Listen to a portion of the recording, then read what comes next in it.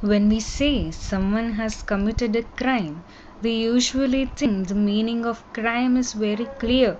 But in reality, crime is one of the most complex and debated concepts in criminology. An act that is considered criminal today may not have been criminal in the past, and the same act may be treated differently in different societies. This is because crime is not a natural phenomenon. It is a human made concept shaped by law, society, and human psychology. That is why criminology explains crime as a legal construct, a social construct, and a psychological construct. This topic is extremely important for UGC NET because it lays the foundation for understanding later theories like labeling theory, sociological theories, and psychological explanations of crime. So let's just understand what do we mean by the term construct. A construct is an idea that humans create to understand reality. It does not exist independently in nature. For example, the idea of normal behavior is a construct. What is considered normal in one culture may be abnormal in another. Crime is also a construct. There is no act that is always criminal everywhere. For example, alcohol consumption is legal in some countries and illegal in others. The act itself does not change, only the definition changes. This shows that crime is constructed through social and legal processes. From the legal perspective, crime is an act or omission that is prohibited and punishable by law. This definition emphasizes the role of the state. Only the state has the authority to decide what is a crime and what punishment should be given.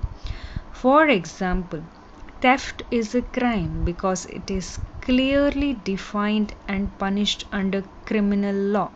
On the other hand, lying to a friend may be morally wrong, but it is not a crime unless it falls under a legal offense like fraud. An important feature of crime as a legal construct is that it changes over time. Attempt to suicide was once treated as a crime in India, but later the law changed its approach. Similarly, cybercrimes were not recognized earlier because the technology did not exist. However, the legal definitions has limitations. Laws may criminalize certain behaviors not because they are harmful but because they challenge social or political power. Therefore, criminology does not rely only on legal definitions. From a social perspective, crime is seen as a violation of social norms and values. Society decides what behavior is acceptable and what is unacceptable. Even before law intervenes, society reacts to behavior through approval or disapproval. For example, live-in relationships may be legally permitted, but in some societies they are socially condemned. On the other hand, practices like dowry were once socially accepted, even though they caused harm, and later society began to condemn them. The social construct perspective shows that crime is relative. In some tribal societies, practices like witchcraft may be accepted, while in modern societies they are considered criminal. This perspective also highlights the role of labeling. An act becomes criminal when society labels it as such. The psychological perspective focuses on the mind of the offender. It explains crime in terms of personality traits, emotional states, and mental processes. For example, Two people may commit assault. One may do so in a moment of extreme anger or emotional stress, while the other may plan it deliberately due to aggressive personality traits. The legal system may punish both, but psychology explains the difference in motivation. Psychological factors such as impulsivity, lack of self control, frustration, or antisocial personality traits can increase the likelihood of criminal behavior. However, psychology does not define what is crime. It explains why individuals commit acts that are already defined as crimes.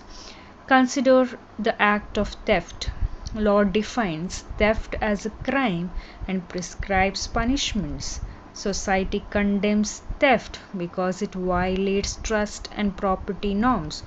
Psychology explains why a particular person commits theft, maybe because of poverty, thrill seeking, or emotional stress. This shows how all three perspectives work together.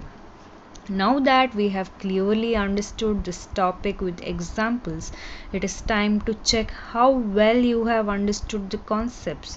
I will now give you practice questions. For each question, listen carefully, then I will reveal the answer and explain it in detail with example. Let's begin. Crime is called a legal construct because it exists naturally in society, is based on social customs, is defined and punished by the state, results from mental disorder. The correct answer is C, is defined and punished by the state. An act becomes a crime only when the state defines it in law and attaches punishment. For example, cyber fraud became a crime only after laws recognized it.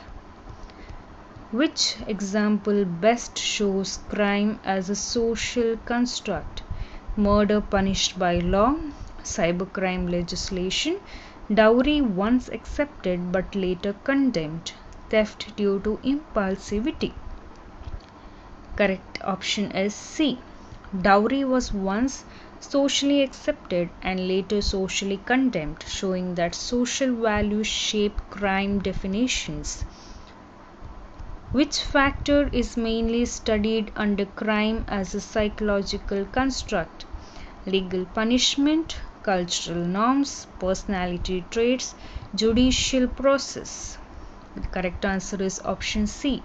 Psychological perspectives focuses on individual traits like aggression or impulsivity. Next is match the following.